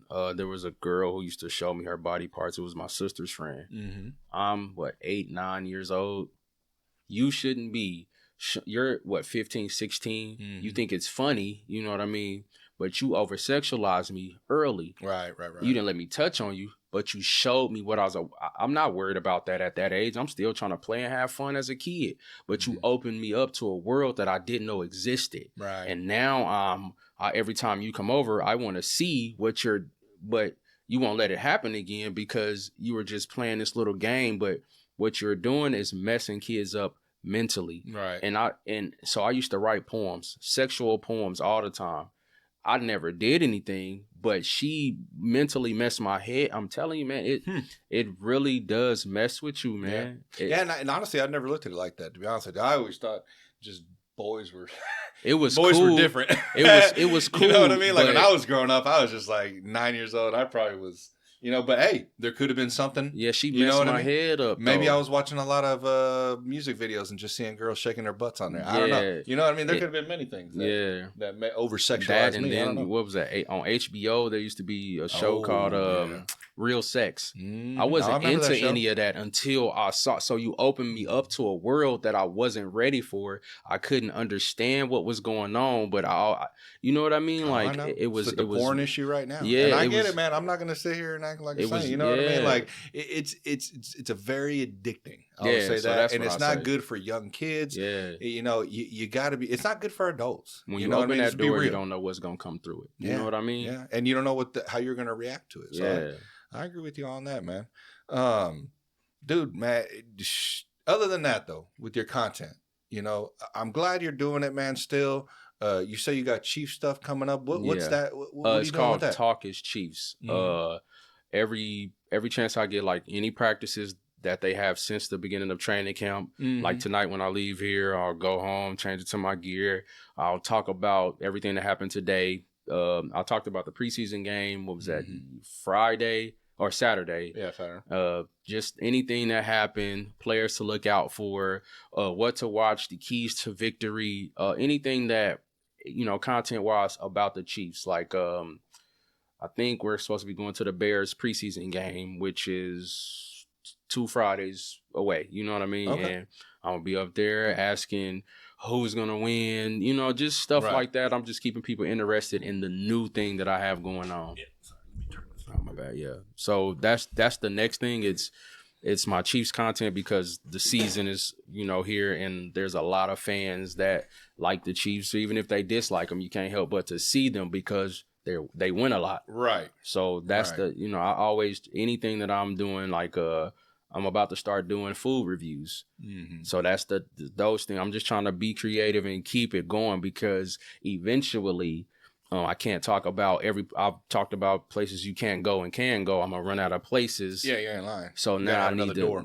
So I'm trying to get 3-4 other doors open so that way I can just keep on making content and make money from it so I won't have to punch the clock. That's really the goal. Yeah, I feel you. So is there any other things that you're thinking about as well, or just just focusing on this right now? Yeah, so the Chiefs is the main concern, and then the food reviews. I can do that in between time. Like, have you ever heard of the Hood Dude food review guy? Yeah, I think I have. So I just did a video with him. Actually, I think I follow him. Yeah, last week we went to Meat Mitch in Leawood, Kansas. Oh, okay. A barbecue spot, and they have brisket wrapped in corn dog, the corn dog makings or whatever. It was delicious. Really? So I made videos about that. So it's like I'm just trying to keep myself relevant enough to just keep my foot in the door with positivity, because that's the only thing that I feel comfortable. I love and enjoy making those videos. Right. That's really it. Well, dude, you got it, man. I mean, when I watch your stuff, you make me laugh. I appreciate that. And that's the goal, man. What you're trying to do, And I like too that you're mixing it up. I've seen some religious stuff that you're doing with the Bible verses and stuff. That's cool. That's important. One day I was at church, and I don't think he was talking about me per se, but I do believe that there are certain messages that are written down for you specifically. Oh yeah. And it was like, if not, he didn't use the words if you have a platform, but he was like, if you're on the internet, you know what I mean, and you're just, I'm not providing any type of, you know what I mean? Right. And I have this godly background. You know, I grew up in the church. My dad used to drive the church van to pick people up to take them to the church. He sung in the choir, and that was just my situation. So I never want to forget that, yeah, I'm getting blessed, but it's not me doing this. It's the powers that be that make me who I am. Because like I said, I could have been a totally different human being. But there was a choice that I had to make, and I think God was along with me during those choices. Like, what do you want to do with your life? Do you want to be what you see, or do you want to be something else? Yeah. But don't give yourself you should still give yourself full credit, because God gives you free will. Yeah, that's a fact. You know, I give myself the credit. Yeah. Some people will always wait on God. Yeah. And, man. You know, that's not how that works. Faith without works is dead. Exactly. And, you know, I've been in and out of religion my whole life. You know, I've been an atheist, I've been religious, and I've gone back and forth, and I've been, I don't care. And then I've been just, I believe in something. And now that I'm, you know, at the age I'm at now, and I've been, you know, able to discuss with people, like my brother being he's a very devoted Catholic now. Yeah. He's helped me understand some things. Other people that I know, my buddy Mitch, there's plenty of people who have had discussions with me and kind of opened up my eyes to what religion is and what God is and the value in having that. So I see that. And I think my biggest problem is I've always felt not worthy, because, you know, I am a sinner, you know, and we all are. I think everyone is to a point. Yeah, there's no perfect people. Yeah, and so I struggle with that. You know, it's like I just don't feel deserving to be in a place of God and to sit there and be kind of like a hypocrite. You know what I mean? But then I think about it now, and I was thinking about this the other day, and it's like, well, like you said, no one's perfect. So when are you going to start? You know what I mean? When are you gonna go? You know, when are you gonna try? The intent of the heart, to me, not even just God, but just in the world. Right. If your intentions are to just be the best person you can be, if you're not totally just plotting on evilness and trying to do people wrong and get over on people and just do this and that just for your benefit, I think that's what really matters in the end of your own life. Agreed. Without just the religion and God, your intent of your heart is supposed to be not being, like my cousin always says, just being facetious about everything, but I just think you're just supposed to have good intentions, period. No matter if you're in church, out of church, atheist, religious, whatever. Just good intentions for your people, for what you want to do, for how you want to live. The best intentions are for you. You know what I mean? But that's what I'm starting to see now. But in order to have good intentions, you have to have you have to have direction. You know what I mean? Facts. And I'm not saying that people can't find good direction without God. Yeah. But I would say probably statistically, it's a higher percentage you're going to find that if you do find faith. If you're following, and that's why if you're following something higher than you, that's unreachable. Yeah. Because if not, and I remember Wes Graves, who I interviewed, told me this. He said, if you don't look up to something higher than you, that's almost unobtainable to grab, you're going to worship the next best thing. That's going to be money. That's going to be sex. That's going to be drugs. That's going to be whatever it may be your vice. You're going to worship that. Yeah, and we see that. We see that in rich men who are always chasing the dollar, and that's all that matters. We see that in men and women when sex only matters. We see that in people who abuse drugs. You know, so and I think that's why another reasons why I stopped smoking, because I don't control myself. So when I do it, I go all the way with it. You know what I mean? And that's you understanding how you are. Yeah. So you're like, hey, if I'm not going to be able to treat this and moderate this, then it's best as I don't have it. Yeah. So now just like I'm a wine sipper, and I don't like being drunk. So I'll just, you know what I mean? A good red wine, like. Probably. I wish I would have known that. I would have got some Stella Rose, It's all good, man. We could have had one glass. It's all good. I appreciate the thought. You know what I'm saying? It's just every blue moon, I just like to, you know, when we're going out somewhere, you know, we at a restaurant, let me get a glass of that. Hey, Pierre Garçon, let me get some red wine. You know what I mean? But yeah, man, I just like having a good time, putting good content out in the world. Yeah. And my main thing is when I leave, when I finally take that last breath, whether who comes to my funeral or family, friends, I was a good person. He made me laugh. I enjoyed myself when I was with him. He wasn't no person who I don't want to be around, or, you know, like, because there's a lot of people in the world that you try to avoid because they don't have a good personality. Right. And I don't want to be one of those people.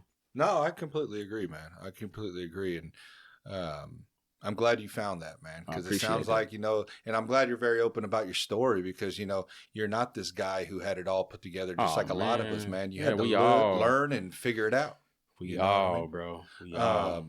Do you have anything else coming up, man? Do you have any future? I am starting to write comedy, stand up. Yeah. I haven't jumped on stage yet, but I wrote some content, so I'm just trying to slowly get into that atmosphere as well because I think that's where the money is for me, stand up comedy. You know what I mean? Okay. Hosting shows. So I've hosted a couple shows. But you know what I mean? I'm trying to get myself into that realm as well to just be outside of just the phone and the internet, you know? Right. Yeah. No, I completely agree. That's up next. Stand-up comedy. So have you done a show yet? No, I just started writing material. Yeah, okay. So I'm because somebody asked me the other day, do you do comedy? And I'm like, no. She was like, well, I thought you did. I was going to ask you to. And I was like, well, I don't really have material, so I've been trying to write stuff, and I test it out on the internet, and I get a lot of feedback. So if I'm on the internet and I'll just say some random stuff, that's a joke that I wrote down. Testing it. And I'm seeing, okay, that's funny. Oh, that's not funny, because I don't want to get on stage and be like, oh, this is different. Hey, you know what I mean? But I would suggest, I'm not a comedian. Yeah, I'm listening. But I kind of look at this as like whatever activity you're doing, you have to some sort of test yourself. So for me, jiu-jitsu, at some point, training isn't going to be enough. I had to do real world application. Yeah. And real world application is me finding another individual about my size and testing what I've done, what I've learned. Okay. You know what I mean? Yeah. So maybe at some point, which I like that at least you're doing it online. So you're not like keeping this to yourself, you're throwing it out there. Yeah. But man, I'm telling you, just go try a free mic or what is it? A free open mic. Yeah. Dude, you're probably going to bomb. They all do from what I hear at first. Yeah. But you're going to grow and you're going to tweak and you're going to keep doing what you do. Yeah. You know what I mean? Like, but you're going to have to throw it out there at some point. So that's going to be, so that's the next step. Like I said, I always tell my wife secretly, I'm a little nervous because on the internet, anybody can laugh at your stuff. But it's like, if I'm standing in front of you trying to make you laugh and you don't, it may do something to my confidence. Right. Like, damn, that wasn't funny. You know what I mean? So I know, but don't let it, man. Keep trying. Because if you feel like you got it, it just may have been that room. Yeah. Or it may have been your delivery. Yeah. Or maybe you need to tweak this little part. So that's what, or it may be, I've even heard some of these comedians, you know, they have a joke book. And they may come back to a joke they had 6 years ago. Yeah. And then develop off of it or like tweak it. And then bam, it hits. Yeah. So you never know, man. So I used to, and also too, probably rehearse, you know, like some of these dudes I know, man, that are funny and they're funny, but like they always think they can just go up on an open mic and just do it. You know what I mean? But I'm like, have you even tried to stand in front of a mirror and rehearse your jokes, like cadence, actually see if you can deliver it, or maybe even get a group of like 10 people at your house and try to do like something small, like a get together on a Saturday night and try to practice what you're doing, or you know what I mean? Like, so I do it. The only person that sees my work low key is my wife, and like I'm not saying I don't try everything with her because I live with you, so you know me. You know what I mean? So.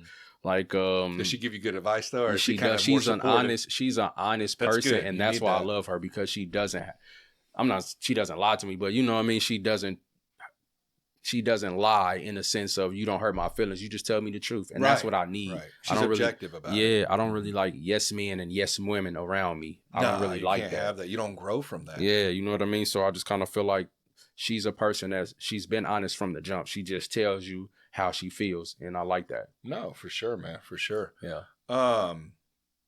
Yeah. Well, did we cover everything? I felt like we did, bro. Man, you got anything else? This is cool, man. I appreciate the opportunity for real. Like, this is real cool. I'll keep going if you want, but if you gotta, I don't know if you gotta get out. Oh no, I'm good. Yep, I'm good. Is there anything else that I haven't covered, or? I did have a question though. What was your first video? Because I couldn't. You have so many damn videos. I was trying to get to the bottom. I'm like, damn. And it wasn't even. So it was on Facebook. I was flat broke at a laundromat, and I did my first video was when a friend asked for a ride. but it's actually like on the far side of town. So I'm like, hey man, can you give me a ride? I'm like, yeah, sure. And like, let me stop by the store real quick, and then let me pick this up from my baby mama's house, and then take me downtown so I can pick. So it was one of those. It was like very bad edited and it was a terrible video, but that was the start. And I had to, you got to start somewhere. You got to get that first push, and that was it. It was about, like I said, 8-9 years ago, made my first video. But your first one that kind of blew up was the gas station ones? So no, it was on TikTok. I walked in the house. It was the caption was, when you really don't want to break up. And I walked in the house and I'm like, you done for real? I was like, I'm just coming to get my stuff. And I picked up a penny. You know what I mean? And I don't know why that video did what it did, but the first night it had 1 million views in one night. Yeah. So I don't know if people was just like, that's funny. And then I started picking up on places you can and can't go. There was a guy in LA who was doing apartments that you can't go to. And I was like, well, I know some gas stations that you can't go to. So that's how it started for me then. Do you remember the first one you did, the places you can't go? What were some of the places? Okay, so the first gas stations were on 63rd. There's by Research Hospital. There's a gas station down the street from there. High crime, high activity. It was that one. Then I started doing restaurants. Was it the Go Chicken Go by UMKC? Oh yeah, it's a good spot to eat at, but back then the neighborhood was like, you don't want to go over there, bro. Especially if you're ordering chicken at nighttime. You might want to wait till about 10 in the morning to go get some Go Chicken Go, bro. Man. For real. Or shit, the McDonald's on Hardesty, bro. That was always getting shot. Independence Avenue. I stayed right on 12th. I stayed on 12th and Hardesty. Oh, really? And it was it's the one by the hospital, like down the street, right off the highway. Right yeah. I stayed by Greenleaf Apartment. I stayed in Greenleaf, which is on 12th and Hardesty, not too from that. Oh yeah, I know where Greenleaf is. Yeah, so I was telling my wife earlier, I was at my lowest of lows living over there with my cousin, and it was just a bad situation, but that was the only place I could live at the time. Bro, I was there for work not too long ago. Oh my God. Man, bro. I tell this story every time, and people think I'm lying. There were 2 dope fiends fighting inside of the dumpster over like the stuff that you can go scrap. Oh, and, yeah. And I'm like, I can't believe this is this is real life for y'all. Like, this is real. But I turned it into some comedy because it was like, y'all fighting over a microwave in a dumpster, bro. Like, this is what we've come to, bro. Some of the craziest shit. Like, dude, I remember I was telling Desmond, who I had on the dome that does the throttle dome. Oh yeah. And so he knows a buddy of ours, Randy. He used to have a mechanic shop right there on right by in front of Luffy's Fish or whatever the hell that fish spot right there at the end of Prospect. Okay, yeah. At the very end when you hit a manual cleaver. Oh, in the 30s? Yeah, so no, it must have been Prospect and manual cleaver, ain't it? Ain't that? Yeah. Man, I'm trying to think of because they have 2 Luffy's locations. Yeah, right there. Yeah, you know what I'm talking about? Like down the street from Aldi's. Oh, that's is in the 20s maybe. Yeah. But it was off of Prospect. Yeah, like right there. So he had a shop right there, and there used to be this homeless dude that was crazy, bro. He only had one eye. I called him Pirate. That's what we all called him. Yeah. But Desmond knew who I was talking about, and he was saying how like that dude would cause a lot of issues and shit.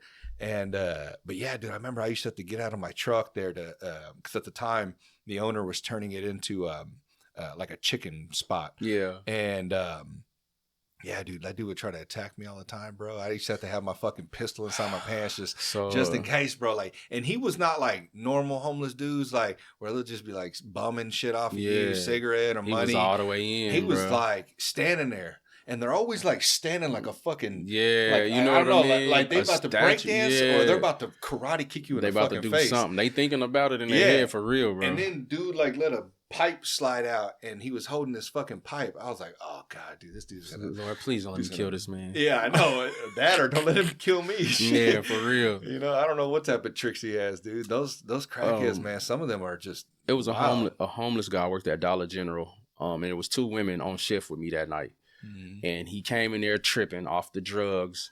And the girl was expecting me to just be like this super savior. And I'm like, this guy is 6'2", 200. Man, we gonna fight him together. Yeah. He's 200 pounds and a crackhead. I don't have so a gun. He ain't been eating much. Yeah, he's that like, big still. Yeah, I don't have a gun. Ain't nothing behind the register. I think because they got robbed the night before, and I think they were saying he had something to do with it. And I'm like, well, if he robbed y'all yesterday and I wasn't on shift, what you think I'm supposed to do? This Dollar General's money. I ain't down for Dollar General. What do you need? Cash? Okay. The Pampers are in the back, buddy. Go on, get them for your daughter, whatever you want to do. You know what I mean? Like, there was bad situations, but I always try to find the good in everything. At least the humor in it, because, you know. You got to laugh at life. Sometimes, my daddy used to say, you got to laugh to keep from crying. You ain't lying, dude. You ain't lying. There's 2 situations I don't fight. Right. That is with a crackhead or a group of people. Oh yeah, yeah, bro. Yeah, I'm smarter than that. We're not doing that, bro. I ain't fighting no crackhead. You're crazy. Am I gonna get stabbed with this dirty needle or? I chased one.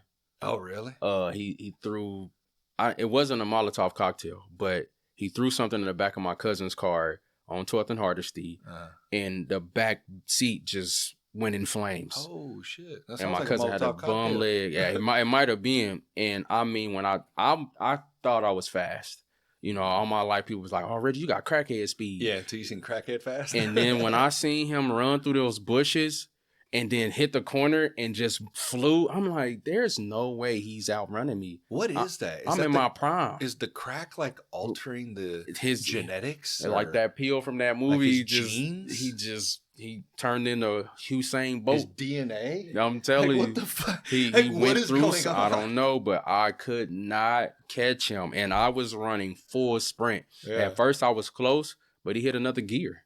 Oh, my God. And when he hit the bushes, I was like, oh, my God. Yeah, he's gone, bro. That's crazy. Your car's gone. He's gone. Catch him when you can. Hey, well, I give you definitely props for trying. Yeah. I wouldn't have. Fuck that, dude. Yeah, I thought I was, you know what I mean? Billy Bad. Yeah. I remember when I used to have to go to this building all the time that they were remodeling, and it was right down from the billboard on Independence Avenue that always has that picture. Like if you pick up a prostitute, your picture's going to be on this billboard. Yeah. It was one of those. It was down the street from that BP across from, I think that's Northeast High right there. Oh, yeah. That's right down the street from, you know how McDonald's is right there? Terrible neighborhood. Yeah. Well, that's where the building was. And so I would have to go in there and there'd always be like homeless people in there. So I'd walk in there. I was like, man, y'all got to get out. Blah, blah, blah. Luckily, we ended up locking the place up pretty quick. But dude, there was always like prostitutes out there all the time. I remember there used to be this big chick. We used to call her Pumpkin. She was always out there. She always dressed in like this orange, like lingerie, bro.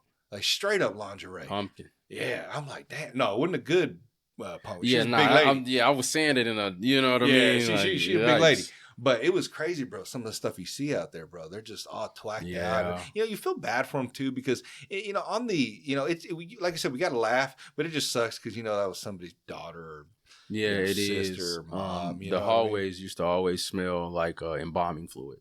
Mm. And I hated that smell. What hallways?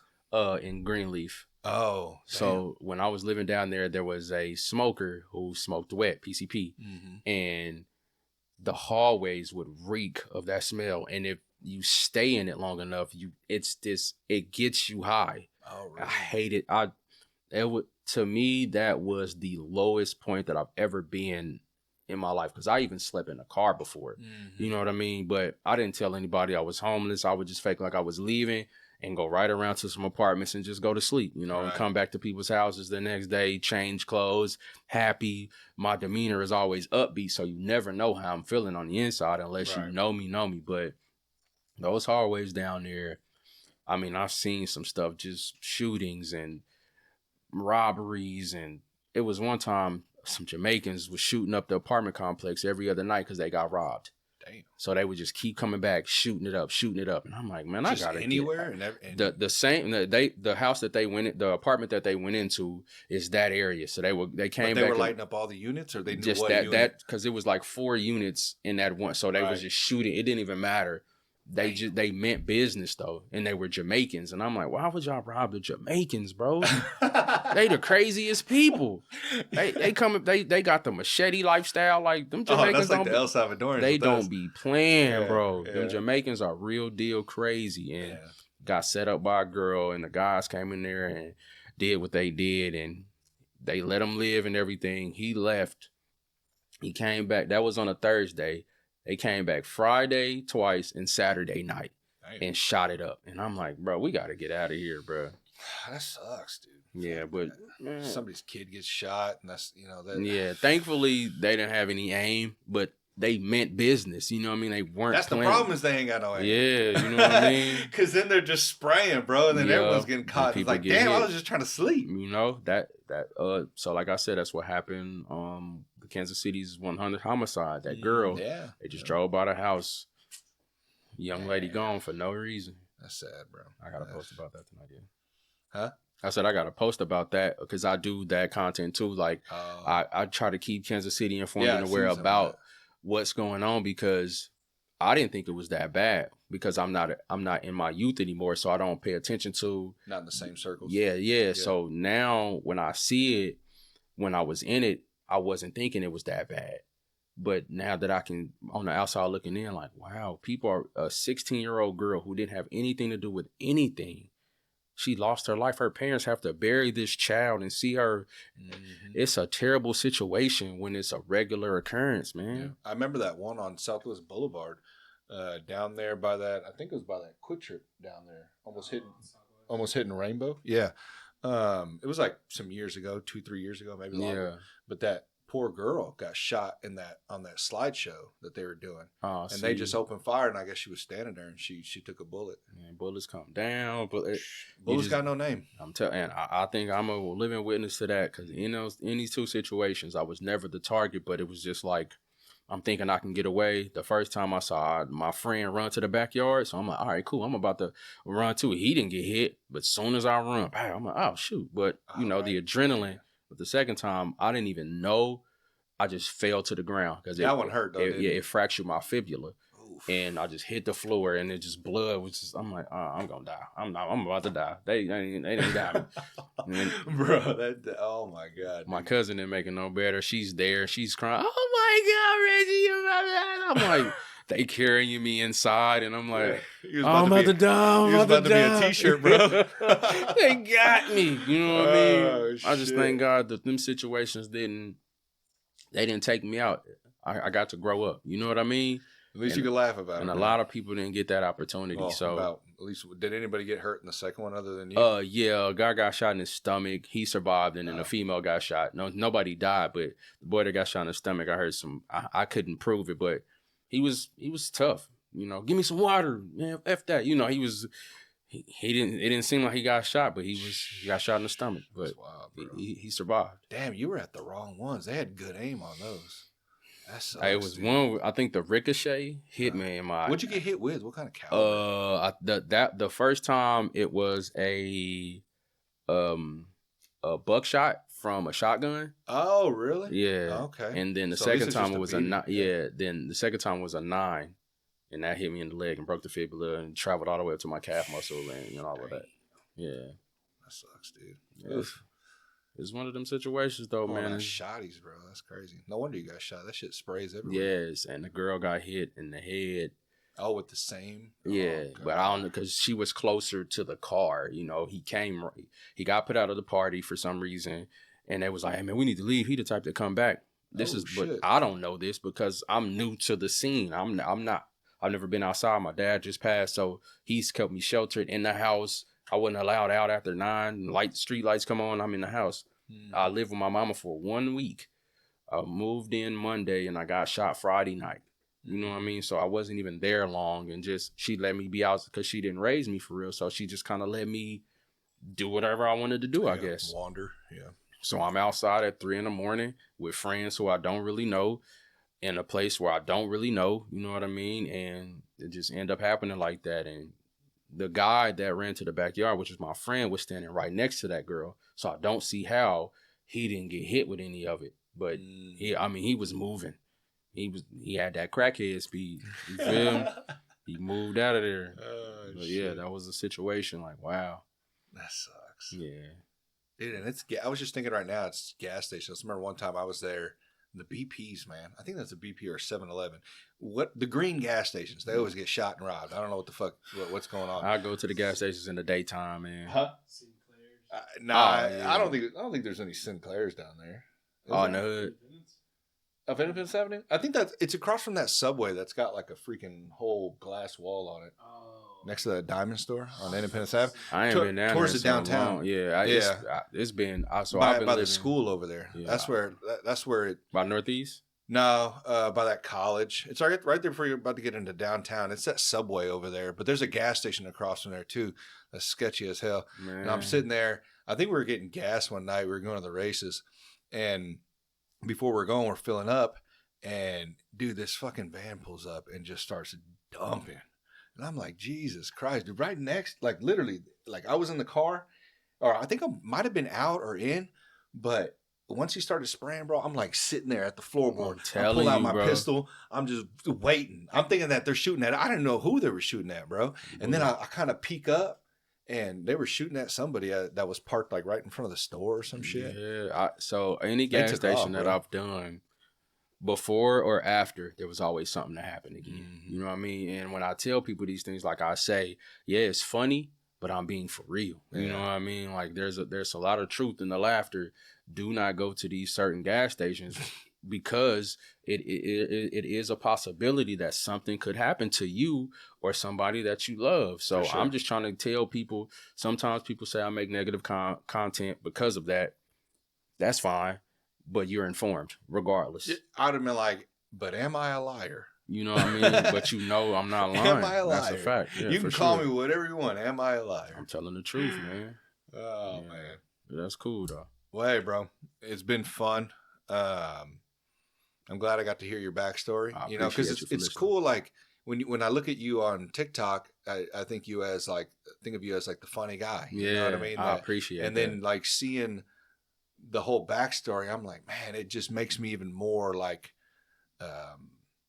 happy with what I do, because I get to see people's backstory and like all the shit and almost relatable in some sense, you know, for sure. And different stories, but almost relatable. And it's cool to be able to see that side of an individual, you know, and understand how they got to the point to where they're at. Yeah. So, and that you didn't turn out being the same as, you know, the people that you hung around or whatever it may be, that you actually changed. And this is living proof, you know, for sure. And if other people see that, you know, younger people, they have something to look up to. Yeah, for that's sure. Not fake or not relatable. Yeah. You know what I mean? I get that. So, and I appreciate you for saying that. Yeah, man. Well, is there anything else? I have none. All good, man. Do you hear me? I appreciate it, man. Thank you.